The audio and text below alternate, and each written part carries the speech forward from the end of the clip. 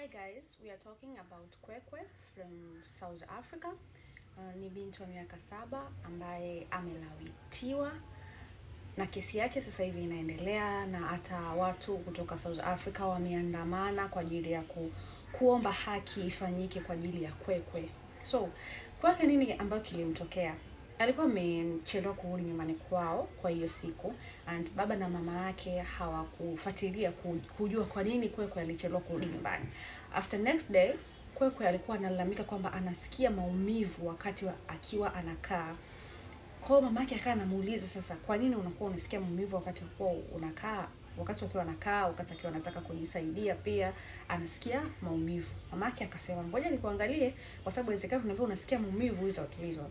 Kwa baada ya mama sasa kwenda kumwangalia mtoto, ndo anakuta ameharibiwa, yani ameharibika nyuma, ameharibika na mbele pia.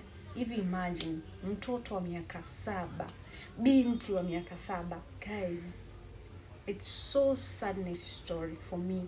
Nadhani yani hata wewe hivi imagine, jamani, mtoto wa miaka 7 akafanywa kitu cha kikatili kama hiko. Kwa mama yake baada ya kukuta hivyo akashtuka, akamwambia mume wake kwamba nimemcheki kwake kutokana na analalamika kwamba anasikia maumivu wakati kukaa na hata wakati kujisaidia pia, nimekuta 1 2 3. Kwa hiyo ikabidi sasa wazazi wamchukue Kwekwe kwa ajili ya kumpeleka hospitali. Baada ya kumpeleka hospitali ndio ikaonekana kwamba mtoto amefanywa ukatili wa kijinsia. Ikabidi sasa mzazi ajaribu kuwasiliana na shule kwa sababu hilo tukio linaonekana limefanyika Kwekwe akiwa shule na sio nyumbani kwake. Baada ya kwenda kutoa taarifa hizo shule kwamba binti yake amefanywa ukatili wa kijinsia, na akaenda kuandikisha kesi polisi, lakini polisi hawakuonekana kama bado hawakuonekana kama wamelipa uzito hilo swala. Walichukulia katika situation ya kawaida sana.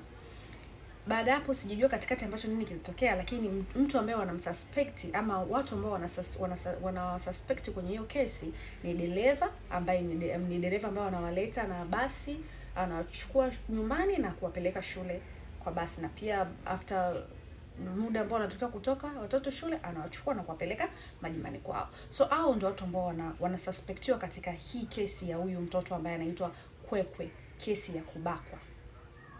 Dereva pamoja na principal hiyo shule ndio watu ambao wanahusika na ndio watu ambao wanahusishwa. So principal aliombwa afanywe vipimo, viambatanishwe kama ni kweli yeye ndio mhusika, lakini akagoma. Lakini dereva pia naye vile naye akagoma kufanywa vipimo, na tena yeye ndio alisema kama ikiwezekana hawezi kufanya chochote, na wakiendelea kumsumbua